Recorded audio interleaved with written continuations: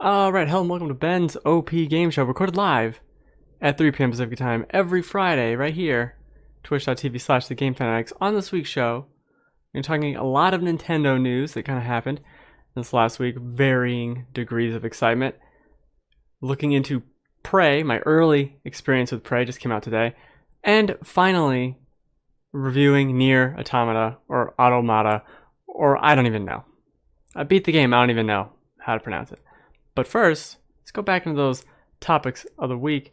I want to talk about mainly Nintendo, because they're up to no good. So we finally got some details for the Breath of the Wild DLC pass. I'm going to kind of go over it a little bit and then kind of talk about some of it, because I don't think some of it's that great. Some of it's interesting. So we got Trial of the Sword, which sounds a lot like the Cave of Ordeals, or whatever it was called, which was in Twilight Princess. There was the one in Wind Waker that was just a bunch of levels you fight a ton of enemies in. Fine. You get nothing but you and your wits to start with. Perfect. Okay, fine with that, right? We can go on from that and see what it is. Then we have something called the Hero's Path, which is this line that gets drawn on the map for the last 200 hours. That's great. Only if it's retroactive, because if it starts from this point on, that's garbage, but I have a feeling, hopefully that's not the case. I'm not exploring this game again. But this is a great feature if I can go back in time. We're breezing through these to kind of get to some of the ridiculous ones, namely the hard mode here. So in hard mode, enemies regenerate health, whatever. They're one level up from what they usually are, so they'd effectively be, if they were red, now they're blue, and whatever. That's fine. I don't think the game needs a hard mode. I don't think this really adds much at all. Now they're flying on floating things, and their treasure chests could be on floating little platforms. I don't know what that adds. This is not necessarily hard mode, and more just like weird mode at a certain point. And like I mentioned a lot in my review of Breath of the Wild, there's straight up no reason to fight anyone. So I don't know why. Like, oh, the enemies are harder. Like, good. I didn't really fight them because I just ran away. There was no reason to. And whenever I did fight them, I had so many abilities and weapons, it wasn't really an issue. So I don't quite understand this. I don't think this is needed. But the other thing we're getting is a travel medallion, which lets you travel to one place on the map that you set, which is, again, garbage. Why would I need that? I can go to one place on the map. The largest map in any video game ever. You get to go to one place now. Why? There's so many fast travel points in this game. I don't really need, I have to go there. It's probably right next to something else I can fast travel, so I'm confused about that one as well. But there are some good ones here, and there are some good things here. Majora's Mask. We got Midna's little helmet thing. The Phantom Hourglass armor, Phantom armor, Tingle's outfit, which I don't have, but I do have a picture of the Korok mask, which helps you find the 900 Korok seeds. That's great. These are cool additions I want to see. Now, I don't know how much money that really should be worth at a certain point. So I'm very mixed on this whole DLC, but I think if you're a big Zelda fan, you probably already bought it. You're probably already ready for it. And I think the Cave of Ordeals, whatever the hell, to power up the Master Sword is kind of the big piece here. And that's worth it.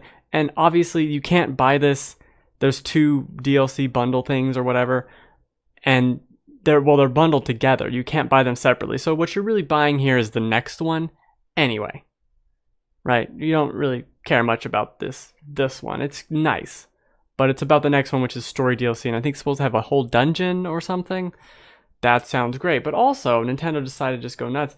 Bunch of rumors. The off-rumored Rabbids cross Paper Mario game seems very real from a lot of sources. How is this even a thing? I'm calling my prediction right here. This is going to be a bad game. There's no way this is good.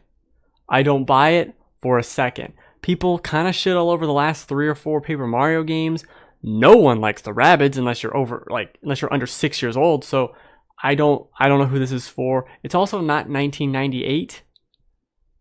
Wait, 2008? It's also not a year in which the Rabbids were relevant, which was probably 2008, not 1998.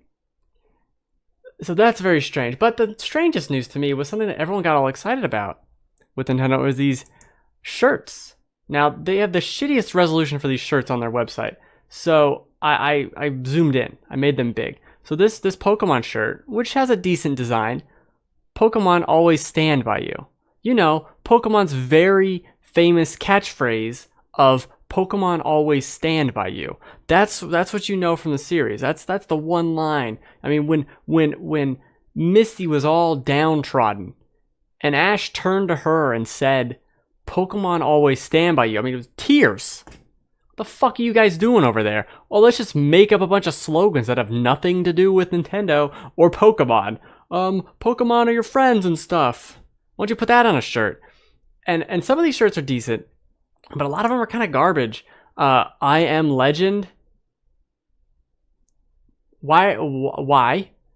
It has on the side. It says, it's dangerous to go alone. Take this. I've seen better Nintendo shirts on like T-Fury and those Shirt a Day websites. Way better ones for Zelda or Nintendo in general. This is not great. There's this one. This is supposed to be Samus's helmet.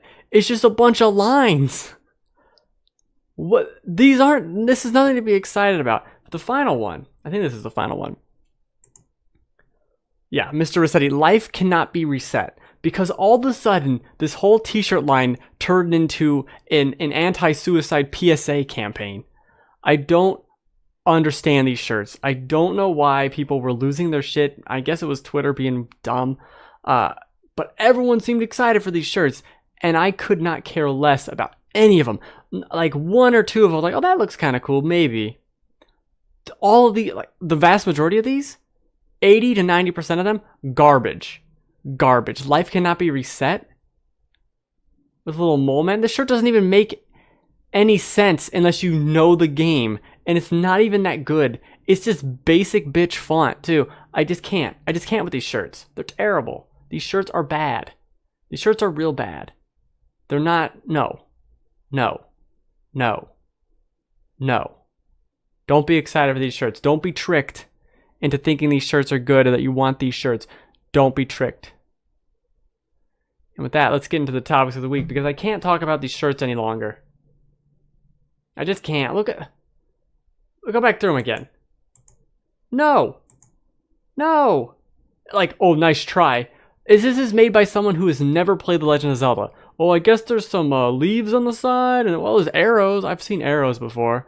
I Am Legend. That was a cool movie. Not even mentioned once. Pokemon will always... Such trash.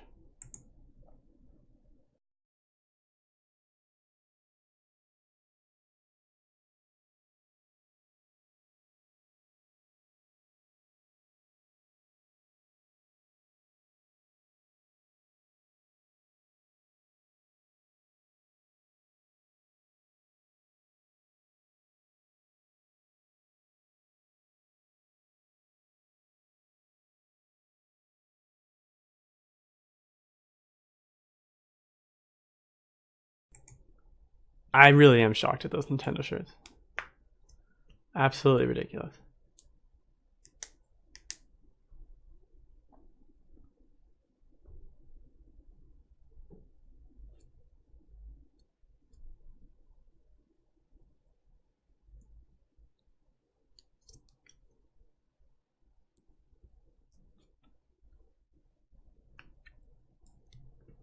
I'm just waiting for this video to get past this point, and there it goes.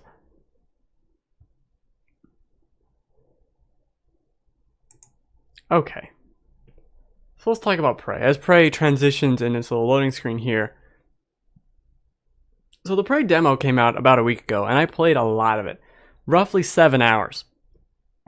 2, I'm going to say, complete playthroughs of this starting area and then this follow-up area. Something just clicked up there.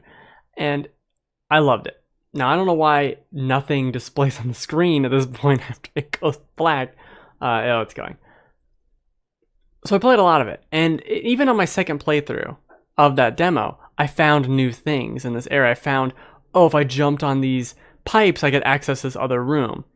And the same remains true for this. I've played about 6 hours of Prey today, which is absurd. and I love it. And the first 3 hours of that, we're going through and really with a fine-tooth comb looking at the previous areas in the game and exploring them and seeing everything that was to be there. And what strikes me so much about Prey is how BioShock it is, but how the promise of BioShock is fully realized here. And what I mean by that is the beginning of BioShock is like, oh, you have a wrench and you're fighting one guy, and then you go into the one bar where there was a party and there's people in the water, and they're like, oh, what do I do? I'm slowly crouched around and being stealthy. And then a couple hours later, you're fighting turrets, you're hacking turrets, there's splicers throwing bombs and stuff. Like, it just gets a little out of control and still very good, but just not quite the same. And so far for these first 6 hours, Prey has maintained that slow, methodical pace. And if you don't like that pace, then you're not really probably going to like this, but it's that crazy slow pace of one day, what's around this corner?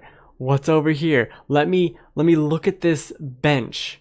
Let me look up the ceiling and find, like, you're looking at scaffolding and trying to climb through, like, every single section of this game. I'm so impressed at how many different hidden passageways or optional routes there are. Oh, I can hack this door, or I can find the key card, or if I climb around, I can get into it from the ceiling from this weird entrance, or there's a secret route of a maintenance tunnel that just loops over here, and the loot loop of finding all these things. The fact that you can go into a recycler and recycle all these materials and then craft via those materials is such a fun thing to me. I love finding all these little clues, looking at something in the distance and trying to understand, like, can I get there? Or let me use the glue gun, which just creates these like white blobs of things. Let me use that weapon to climb up over there. Like, I just did this one section, which was outside the demo, where there's like it's a open area. It's like a 2-floor area that's pretty open. And there's a second floor to it. And there's a second floor like balcony on the other side you can't get to. Now there's a number of ways you can get there, right? You can hack your way through the door. You can find the key code or the passcode to get in. Or you can use the glue gun to just walk over there. And it seems so stupid to like keep harping on that diversity of play styles, I guess, but it's so true, and it's with every single part of the game. It feels like every single thing is like, oh, if I had this ability, I could lift this out of the way, but I don't. So what if I climb over here, or what if I throw this thing, and what if I use the glue gun to make a path for myself to clear this other way? Like, oh, I can repair this, so then I can just walk through this door normally. Like, oh, but I don't have the repair ability, so what if I just travel this other way? And it just, so many rooms are set up like that. It is just constantly. And this was my third time going through the first area of the game, and I was finding new stuff. Enemies are still in different positions each time. Like, at my first time playing the game, I guess I got lucky where I didn't get attacked by any more than 2 mimics at a time, but the next 2 times, there's this one section that was safe. The first time I played it, just totally safe, nothing was there. And I walk into it, and it's like stepping on a spider egg.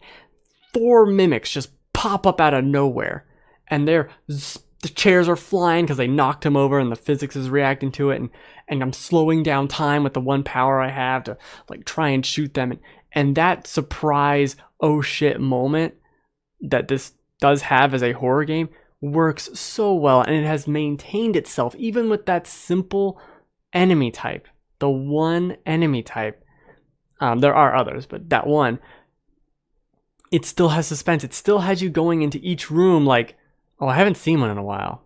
Maybe there's one in here. Or why are there 3 chairs at this table that seems like it's for 2 chairs? And like the satisfaction of zapping a chair that was a mimic is there, and it's fantastic. And it works together with all these other systems too. So in the same ways you can like traverse the world in all these different ways. You can use your abilities. Like I can build out my wrench here to be powerful with the wrench, or I can build up my stealth, or I can build out guns, right? What are those things called? Guns. Or I can pick up a turret and just move it around the map and put it in front of things. Like I'm pretty sure there's a mimic here. If I put this turret here and I can kind of flush it out and the turret will kill it. And you can do that. And there are other big enemies to fight that don't feel like the big daddies in BioShock. They're scary in the same way and something you kind of want to avoid in the same way. But they don't take as much hits. They're not like a boss encounter. They're just something you want to avoid. Something you see and you go, okay, if I throw this and I slow down time, I should be able to get enough shots off. And that goes back into scrounging around for ammo or for materials to turn into goop that you then take out of the goop machine and use to make more ammo. And like, I'm gathering so much shit and it's so much fun to find all this stuff and to keep exploring. Like if the moment to moment of BioShock was just slowed down and was constantly kind of quiet, like it's not audio logs all the time. It's not, oh, I'm Adam or whatever his name, not Adam. Atlas, Adam. That's the platinum, whatever. Atlas, and I'm on the phone with you, talking to you this whole time. It's not that. It's like this one person talking to you every so often, and you're just left to explore. And these places, it's not like they're giant areas, right? And it feels so like this feels exactly like a space station. It doesn't feel like a level. It's just a place. And now I'm wandering around and seeing where these people died and how they died, and like, oh, is there something in the room that might have killed them? And I'm reading their emails and I'm learning all about these things that just makes me feel in the world. And I love that. I mean, I played this demo and I was blown away. Like I was interested in Prey from that get-go, from that original trailer. But when I played it, I knew this was something special. And I really think reviews haven't started hitting yet as of this moment when I'm saying this. A few have maybe. Like, I don't know how long this game is. I don't know really what's going on. I just hit a point narratively where there was somewhat of a reveal and then there was like a counter reveal that just happened. I don't even know what that means. And the plot is thickening in ways that are pretty interesting. And I still don't have, I only have one ability, like one, I guess you'd say like special ability, which is to slow down time for about 10 seconds. And that gives you increased damage and reduced stamina consumption. And that works really well, but I know there are others. I know there are many, many, many other abilities. And speaking of that, the neuromods that you use to level up, there's this skill tree. It's so rare for me to say this. In fact, it like probably doesn't happen very often at all. The vast majority of the skill tree is great. You know, it's interesting. It's something compelling. It's like, oh, I can level up my health. And by the end of that skill tree, which is like 4 nodes to get all the health upgrades, I'll have tripled my health, which is a vast improvement, right? Or I'll increase my inventory space and give me suit modification spots. There's so many little, and you get stealth, melee damage, gun damage, repairing things, weapon modification. It's all in this skill tree, and it's so much of like a min-max. Right now, I'm kind of spread thin. Like I want to throw heavy objects. I want to hack machines. I want to do this other thing. I want to expand my inventory space, which does become a problem when you're a hoarder like me, just picking up every goddamn thing. And I love the choice of it all. There's so many just weird choices. Like I'm going into an area that the game isn't telling me to go, but I can go there. And I open this door. I'm like, oh, I happen to have the passcode for this. I'm gonna go over here. I open it with the passcode, and the door opens into darkness. And I'm just like, oh shit. I turn on my flashlight, like, I don't want to go here. Because this game, it can get scary. And this is exactly, it's so, to circle back to BioShock, this is what I wanted from BioShock. I wanted that slow, methodical, suspenseful feeling the entire time. And instead, it becomes like, oh, I got a minigun, oh, I got this, I got that. Like, played 6 hours of the game, I got a wrench, I have a pistol, I have a shotgun, and I try not to use the shotgun or the pistol too often, unless it's the big guys. Everything else gets the wrench. I have a bunch of grenades, which are something I'm like trying to hoard. And then everything else I have is kind of not lethal. Like I have a stun gun. That's not that helpful. I have a dart gun, literally not helpful for combat, which also I haven't found a good use for it as of yet. But it keeps adding. That's the thing too. Is like, I feel like this game is a lot longer than I think people are expecting, since I played about 6 hours of it, and I've done all the stuff that was in the demo and the area past it and a little bit more. It keeps adding new things. So I got to this point where, oh, now I have a jetpack on my suit. And so I go out into zero grav around the satellite that you're on. And it's this bizarre. And I never played Adrift or any of those spacey games that came out recently. But it was just this weird feeling. Oh, I'm in space, floating around. Like, oh, there's a body over here. Let me go over to this body. And I went over to this other body and started getting attacked by some machine. I don't even know. Is it a friendly machine that's fighting me? Is it just an alien machine? I don't even know what the fuck it is. It just says question marks as its name. So I run away from it.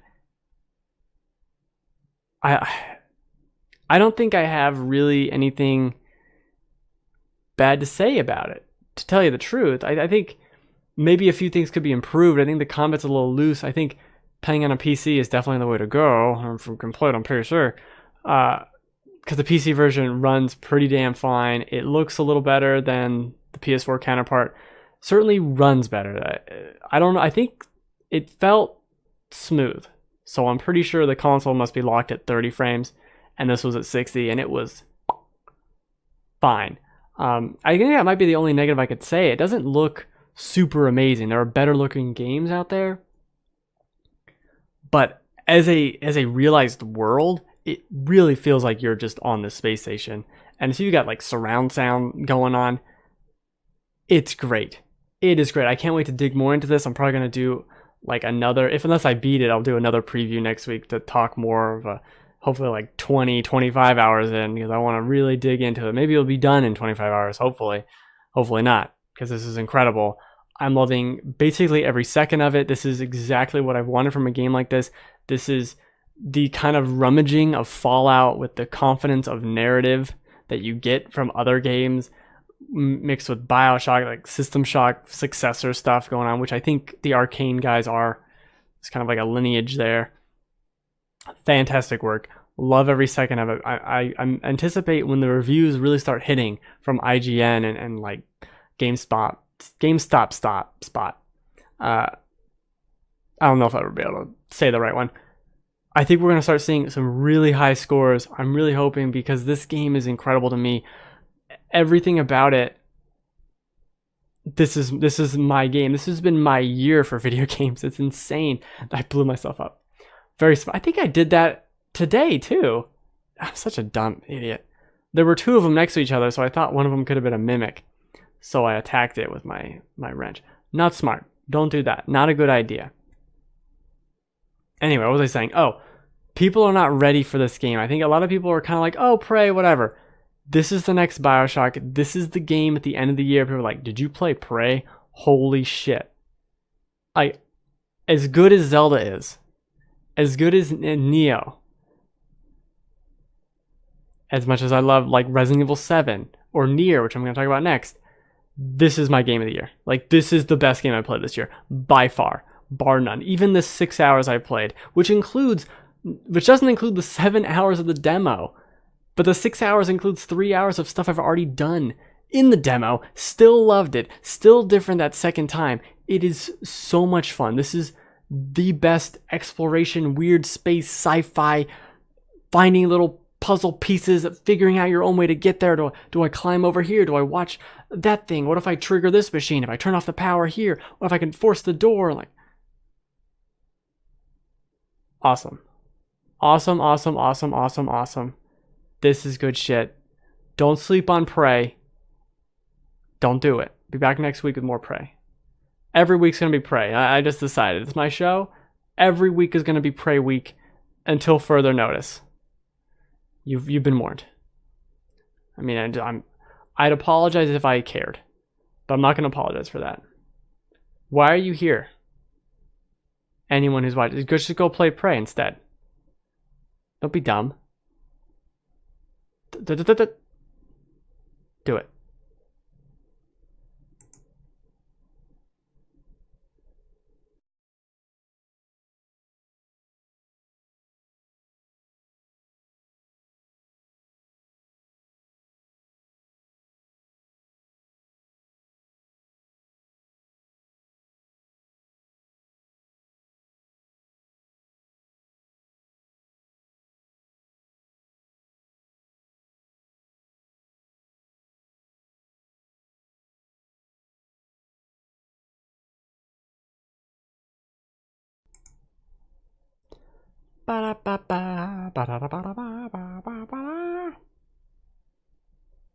Okay, enough of that.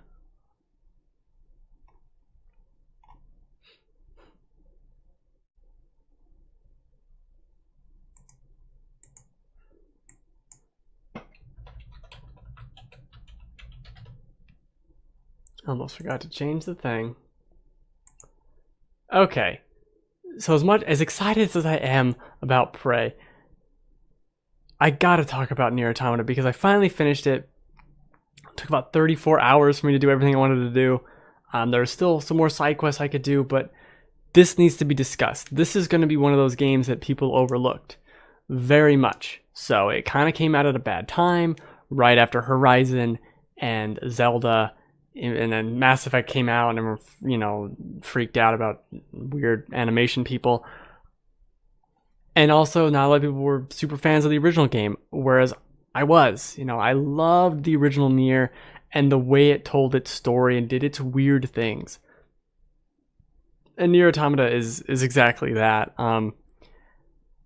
Again, and I think one of my biggest complaints about this game is that it doesn't go weird or crazy enough. Like there are so many fantastic moments in this game, and a lot of them don't even have to do with the gameplay, really. As you'll see here, like you think this is a platinum game, right? This is about you have a sword or two swords or whatever, and you're fighting robots and you're just destroying, wrecking everything they own, dodging and whatever. And there are many sections like this, where it's a shooter, it's a bullet hell. There are hacking mini games that are bullet hells, like this, that happen all the time. I would say 30% of the game might be bullet hell stuff. About 30, 35, 40% of the game is bullet hell things, as opposed to the platinum combat you're expecting. And I think I mentioned this before, but Nintendo should be mad because they kind of made a decent Star Fox game at certain parts of this, but the one they made for Nintendo was not very good. I just find that very ironic. Now, before I start gushing more about Nier Automata, or Automata, or autoerotic asphyxiation, let's discuss the negatives. Okay, I don't think the game has very good weapon variety in terms of, I think of Bayonetta, and it's like, oh, I got this sword, and I got chainsaws on my feet, right? Or I got ice skates, and I got a bazooka in my hand, like this weird stuff. Nier is, here's an axe, here's a sword, here's a pole arm, call it a day. And there's a bunch of them, and they all look a little different, but they all function more or less the same. And I never felt encouraged to try new weapons too much. I'd get one every so often, and I'd equip it, and I'd hack and slash a little bit with that new weapon. And, okay, that was fine. I don't really... whatever. I basically stuck with the weapons. The game's like, look at this. This is a better Star Fox second. This is awesome. I'm doing a trench run at the very beginning of Nier. So many great moments like that. Other bad things, the original Nier had this problem too. It's very limited in the areas you go to. So there's a forest, there's a desert, there's a city, and there's something else I forgot. And you're going to these same places all the time. Everything takes place in these areas. There's an amusement park, and they're great areas in their own right. But you keep kind of going back to them over and over again through the course of the 3 playthroughs that you're going to do in this game. And I'll get back to that in a second. And it just kind of feels like, okay, I'm here again. Okay, I'm here again. Also, one thing, if anyone hasn't played the game, definitely keep playing until you get the ability to fast travel. Don't just start running around, I'm going to do side quests. Just keep going until you can get fast travel. Don't Don't like, oh, I'll gonna level up by doing side quests. No, just wait. Then you get fast travel, and then you do some side quests. Don't do what I did, which was really dumb. Probably wasted 2 hours. And this is the next one I have. Next point I have is a positive and a negative. So you're an android, and you can have all these little chip programs in you, and one of them like displays enemy health bars, and there's a certain amount of points each one takes up, and you only have a certain amount of points for them to use, so you can only equip so many things, right? One of them has a mini map. One of them displays. One of them is an auto item thing, so when you get low on health, it'll automatically use an item. And then there are other things like, oh, this adds wave damage. This reduces damage from gunshots or lasers or projectiles or whatever. All these different things. You can customize them all and you can upgrade them all. So this is the wave program +3. And then if you have 2 of those, you can combine them together to make a +4. And that's great, but it just all becomes a little too complicated to where you have like 60 different types of these things. And I really don't need that many, and I don't know why anyone would. But I don't know. It's a really great feature, but I felt like after, I don't know, the first half of the second playthrough, I never upgraded it again. I never looked at it again. I had all the points I needed. I had my things I wanted. I don't need to mess with it. And like, that's kind of fine, but the system seemed like maybe we could have expanded on it a little more instead of just having, this is +7, +8, +9, and here's 30 different things. Like, I don't really need all of these things, though.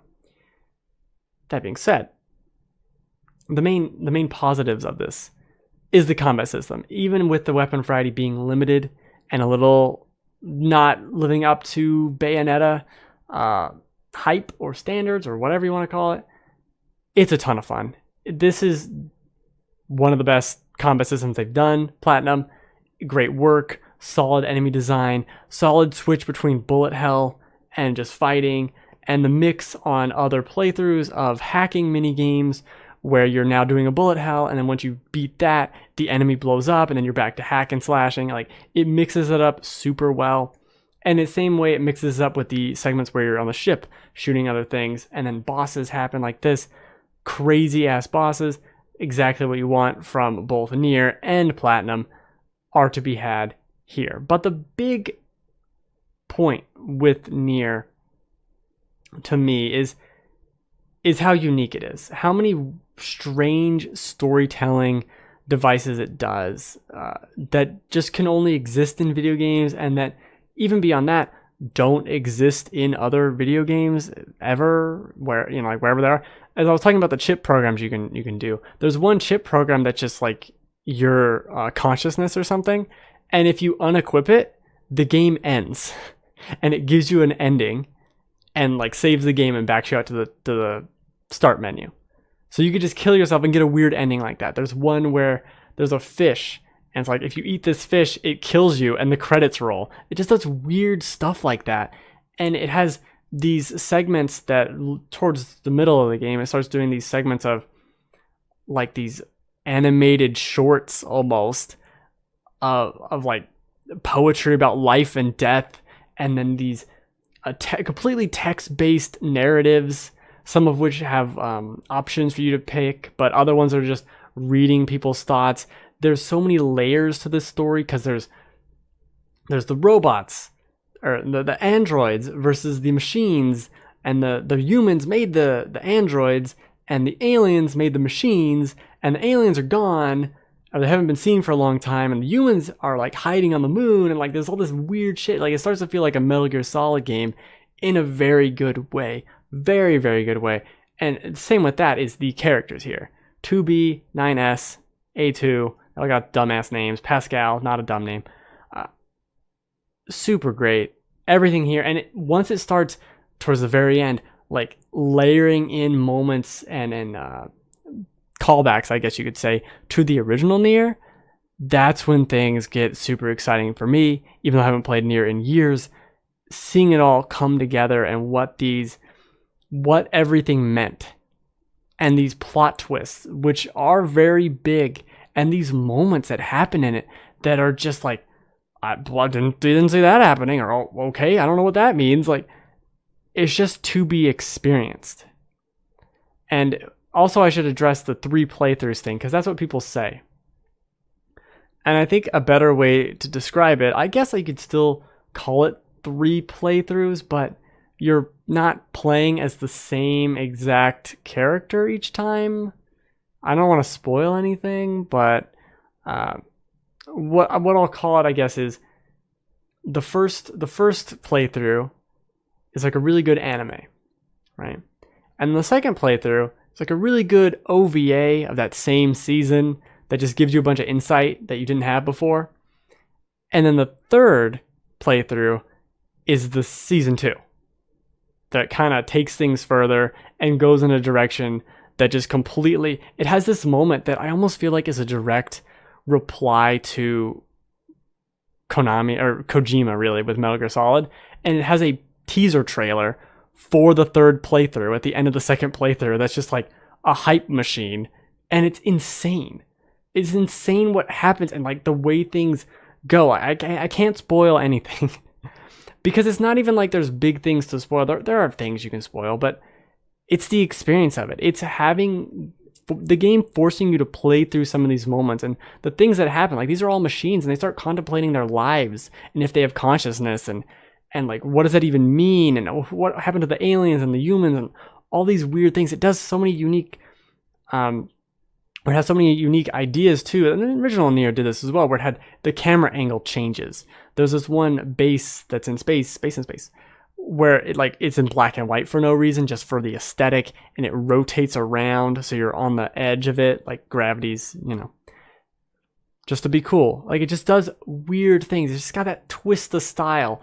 There's a sense of humor there that seems misplaced in certain aspects.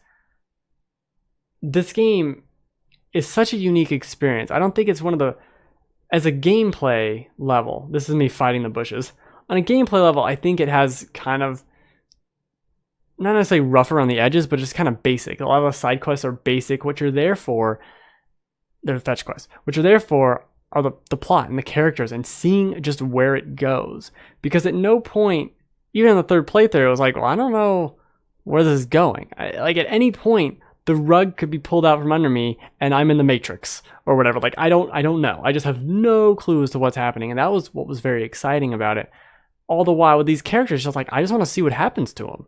I don't even know what's going on. I just want to see where this goes, where this leads to. And I think it's also a very unique and special game. Like, we don't get experiences like this that are just this bizarre tale, right? It's not trying to be Uncharted.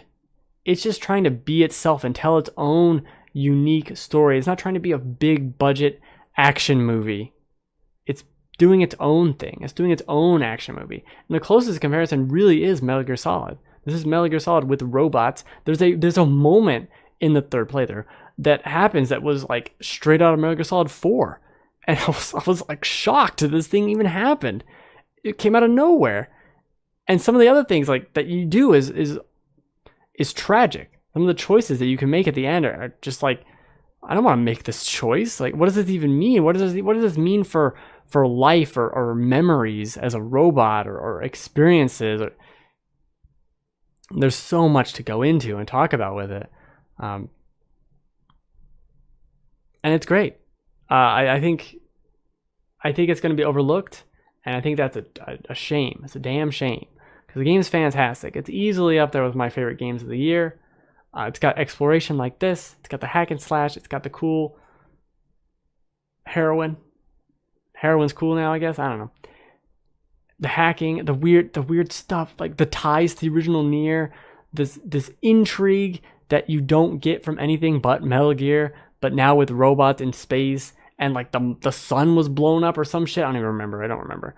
There's no day-night cycle anymore on this planet because something happened to the sun. I forget what. Or maybe it was the moon. I don't remember. But I just remember someone saying that offhand. Is like, well, the sun doesn't set anymore. And I'm like, well, that's a weird fact, dude. But it's a great game. Look at this. It just switches to side-scrolling, like, just to be cool. Just to show you the vista, just to have fun with it, just to explore the nature of, oh, this is something in 3D and we can play with that. We can play with perspective and narrative in ways that we can't in a book or in a movie or something. Like, because you're playing it, because you're seeing it in a certain way, we can directly manipulate it in ways that we couldn't before. Oh, also as part of the combat, you get this little pod that can shoot lasers and missiles and stuff. I think that's an underutilized thing too. There's a lot of aspects of it of like, oh, I can upgrade this. I don't know why I would. Like, there's a lot of just kind of mechanics just to have mechanics, I guess you could say. They're there and they work and they're good, but it's not about that to me. It's not about that at all. It's just such a unique experience. I want to talk about it. It's a damn shame that Prey, which is now like, this was one of my favorite games of the year, and it will be still at the end of the year, but Prey blew me away. So it kind of took some of the awesome excitement out of the balloon of excitement, the excitement balloon for Nier. But before I take all the balloons out of the balloon, what? I'm going to talk about five reasons to play Nier Automata. I know it's like kind of a weird thing, but I think people need to play it. And maybe if we go into it a little deeper as I kill some robots, some quick 5 reasons, right? I'm trying to do 5 lists. Anyway, it doesn't matter. So there's style here. From the uniqueness of the enemies and their weird glowing eyes to the story and how it's told. The camera angle's constantly changing. Now this is top down. Now you're a shooter segment. Like, now you're hacking this thing and the art style is blocks. And the environment completely changes. Like, the way it does its own style, completely different from everything else. These robots, these androids you're playing as, they all have their eyes covered. And you don't really know why for a long time. And that's something that plays into the story. And it just has this great aesthetic or style with the way they're dressed, the way characters look in this game. It's so unique in that respect. I think that's worth seeing. But it's also worth seeing for the crazy sense of humor it has, where there's this guy from the original game who ends up, you find him, and then on the second playthrough, he starts driving this truck with this car, and it's got this song that plays, and the song, it's got, music and instruments and stuff, but then it also has him in his weird voice being like, do do do do do do do do do do do do, like, it's part of the song, and it's so weird, but it totally fits. And then there's other things where these robots are like peaceful and they're trying to figure things out, and you can play with them and like, well, I got a mommy, and like, you're a robot, you have a mom, like, yeah, I'm a kid robot, and it's like, what does this even mean? And then the fact that you can take out one of your chips, like I already mentioned, you can take out one of your chips and you die because of that. It's just a dumb joke. You eat a fish and you die, and that's an ending to the game. There are endings to the game that I got where it was like, I just went the wrong way. I was like, what if I go this way? And the game fades to black, and it goes, and so-and-so decided to go this direction. He was never seen from again. And then the credits roll in like 2 seconds. And then it saves the game and boots you out to the title screen. It's just wacky in this way that's fun. It's just a fun thing to, like, a fun playground. There are a bunch of endings too towards the end of the game where it's like, if you just stand around, this happens. If you stand around here, that happens. And nothing really does that. Nothing has these crazy, I think there's 26 endings you can get. There's an ending you can get if at the very beginning of the game you die, you'll get a different ending. It's like, why? Just for fun. Just for this weird, bizarre, did you see this ending? Like that water cooler moment. I don't know who's around a water cooler talking about this game, but that's a cool person. I think they need more time. There's also the world. Now, I mentioned the style of it, but the world really has more to do with these characters. These androids you're getting to know and what they have with their memory. There's a big discussion of it. Like, the game doesn't autosave, right? And they mention a lot, like, oh, we've got to sync up our memories. We have to sync up our memories with the database, because if we don't, we'll lose them. And then they kill themselves at the end of the first mission, and then one of them loses some time because he was blown up before he could upload all of his memories. And it plays with that. This machine knowledge and learning, and are they fully alive? Are they really autonomous? Do they have feelings? Do they have emotions? Or are they just pretending because they were programmed this way? It delves so much into that, and kind of subtly in a lot of ways. And it really doesn't hit you until you start thinking about it. Like, oh, it's talking about real shit here. That's weird. Like, I didn't expect this game to go that deep, or to see, like, there's some crushing moments at the end of this where you're just like, damn, these aren't people, these are machines, but do they have souls? Like, is this something I should feel bad about their death because of this? Or like, what does this even mean? And for a game to even make you think about that for a second, I think is super special and super interesting. And there's also not enough aliens. I do have aliens written down here, but there's not enough aliens. And the fourth reason of my top 5, I'm gonna make top 5s just the dumbest shit now. Top 5 random garbage I thought of today is the Metal Gear Solid 5, or Metal Gear Solid moments, not 5 necessarily. Moments in general. There are these things that happen that are just like, oh, this giant robot came out of nowhere. Okay, now we're fighting this giant robot. And certain other moments I'm not going to spoil are very Metal Gear Solid. There's the vignettes of the weird like animated cutscenes. There's some crazy things. There's fights between the party members, I guess you could call them. There's this random violence aspect to it, because they're androids, right? But they have blood. They're made to look exactly and function exactly like humans. And there'll just be these bloody kill scenes that are straight up out of like Tarantino. There's blood everywhere. It's like swords through people's bodies. And you're watching this like, damn, this is brutal. And it comes out of nowhere. Like, the whole game isn't bloody. It's all machines. It's all machines fighting machines. And you don't see it. And so when you see blood in it, it really has an impact, especially with how everyone's like grunting and yelling and there's swords and sticking through people. Like, it gets intense, and it's pretty kind of impactful in the way they did it like that. It's not like this game could be a T-rated game. It didn't need to have these moments. Like, you're fighting machines. It's having these for a reason. It's showing these androids, these things that aren't human, as human through that. And it makes you start thinking about, like, is that more important because they bleed? Is that more impactful because they can bleed versus just being a machine to be destroyed? It had a consciousness, though. Or did it? And the fifth reason, I guess, is more story related with the plot twist. There are things that happen, even if you don't know anything about the plot, there's stuff that will happen in the first hour that you're like, oh, like I mentioned aliens. I had no idea about the aliens, and that's all I'm going to say about the aliens, but they're aliens, and they're machines, and there's androids, and there are things that you'll learn at the very, very end of, like, oh, that was that person's actual identity, we'll say. And the moments like that can't be understated. It starts making you think about everything, especially the way it does the storytelling, where the second playthrough is kind of the first playthrough from a different perspective.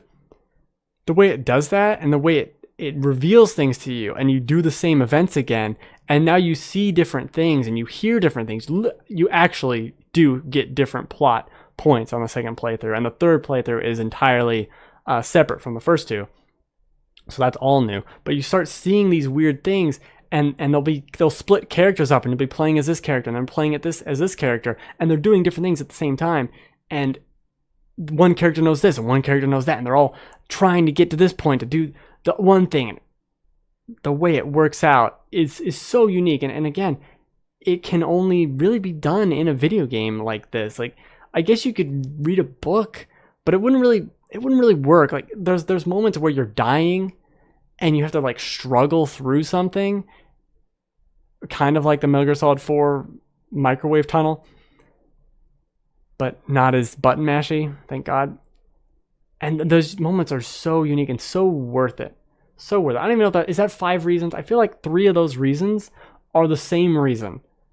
You just need one reason. It's pretty damn unique and great fun time. It's also not a short little romp. It's not like an 8-hour action game. This is a full RPG with a bunch of side quests and optional things you can do. I played some of the DLC. DLC's pretty good, but I don't know if it's necessarily worth it. I haven't beaten all of it. It's largely just a bunch of arena battles with new costumes and stuff, which are great.